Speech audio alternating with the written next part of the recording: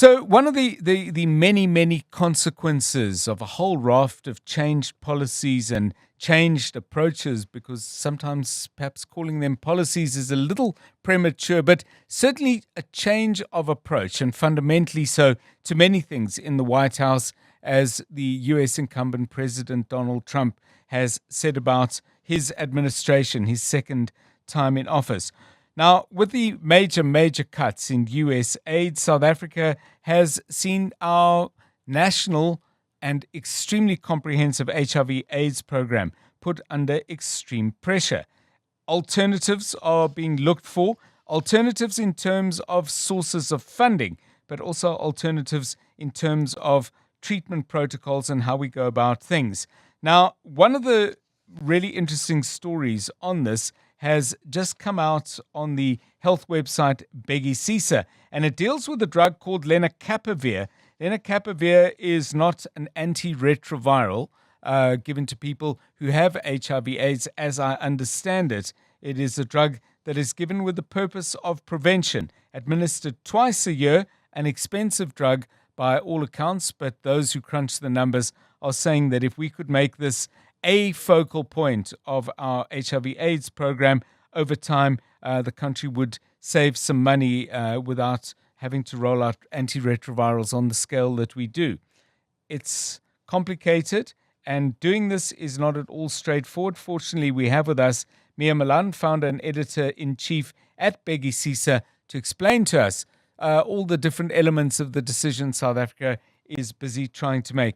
Mia, very good afternoon to you. First of all, just to set the scene, what is lenacapavir, and are we talking about something that there is general consensus around the medical world? Are we talking about something that actually works? Yes, thanks for having me on the show, John. So lenacapavir is an antiretroviral drug. It's also used to treat people with HIV. And what scientists have discovered over the past decade is that you can also sometimes use the drugs that you treat people who already have HIV to give to HIV-negative people to prevent them from getting HIV. Because what the drug is, it prevents HIV from entering your cells, essentially, or replicating in your system.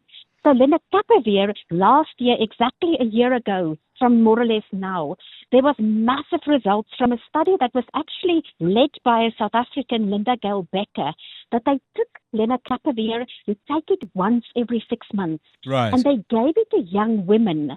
And the results showed that not a single woman contracted HIV who got it.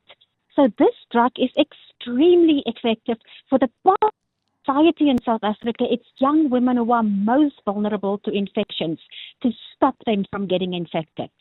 So the medical reasons from what you're saying are compelling, and the research that has been done suggests this is a good idea.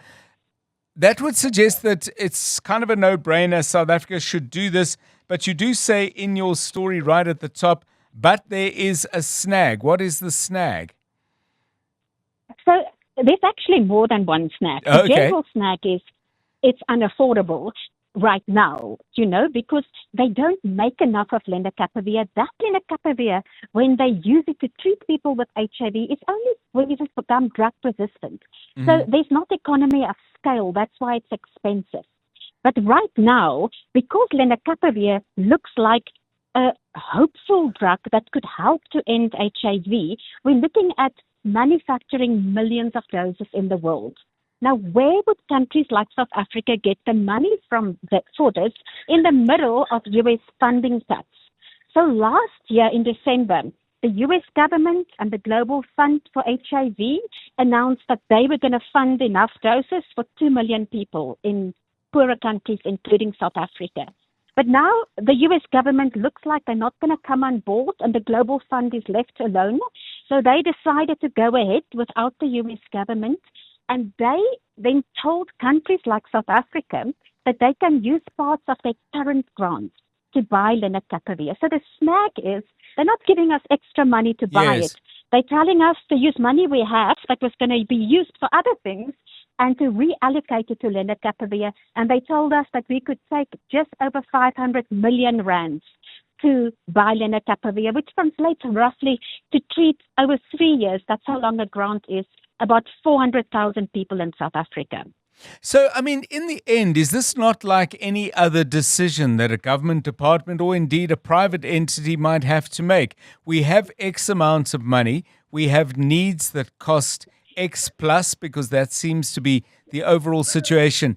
And we've got to decide how best to spend it. I mean, is there a view, for example, within the South African health leadership that this is the best way to spend the money? Because what you're saying is this is not new money, it's money that was allocated for other things that would have to be repurposed. The South African government actually hasn't been bad on this. The health minister has been very vocal that he believes lenacapavir will be a game changer. So we've accepted the offer from the Global Fund to reallocate this money. We're going to do it.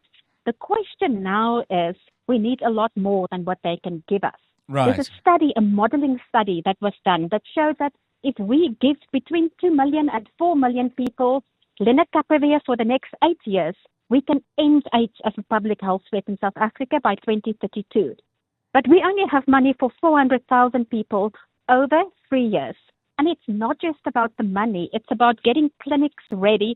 It's about getting people to use it. You know, Yes. just because there's a drug on the shelf doesn't mean they'll use it. And it's really expensive to do campaigns to inform people and to make them understand the HIV risk. It's a hard thing to understand. So it's a little bit more complex than just getting more money. But I must say, in my story, I spoke to many people in the health department, and there's a very clear commitment to find money and to get clinics ready and to roll out this injection. You mentioned in your story, Mia, that a generic will become available in 2027. Does that automatically ensure a substantial reduction in price, or is it not necessarily always the case? No, I think it will. And the reason is, so the company that makes lenacapavir, the original company, is Gilead Sciences. And they issued 6 generic licenses to companies last year, and they're starting to get ready. So when there's 6 companies plus Gilead who compete against each other, it will naturally get cheaper. But what we're dealing with is the period between now and then when these drugs become available. We have 170,000 new infections per year in South Africa at the moment. If we wait for the generics, we just get another 170,000 people who get HIV. So the argument is we need to roll out that branded original drug right now, and we need to get it at a good price. Is there, I mean, it seems to me there's one straightforward calculation, and I don't know if anyone's done it. Is it cheaper, even at the current price, getting the original from Gilead? Is it cheaper to give somebody 2 doses of lenacapavir than it is 2 doses a year, than it is to have them on antiretrovirals for a year? Well, that's a big question because no one knows for how much lenacapavir will cost. The Global Fund isn't revealing the price. Gilead is preventing them from telling the world how much they are procuring it from Gilead.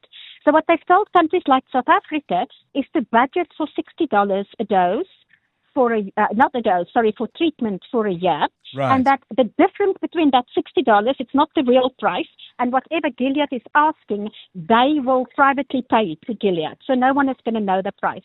And it's Gilead who is making those demands. And their argument is that they are giving lenacapavir at a not-for-profit price to countries, to the Global Fund and to use in countries like South Africa. And if they reveal the price, then everyone will know what it costs to manufacture. And obviously, everyone will then know how much profit they're making. Just to tell you, it's available in the United States. It was registered there in June. It sells for $28,000 a year of treatment. Goodness. We here in the developing world are looking at a price around $100 a year for treatment.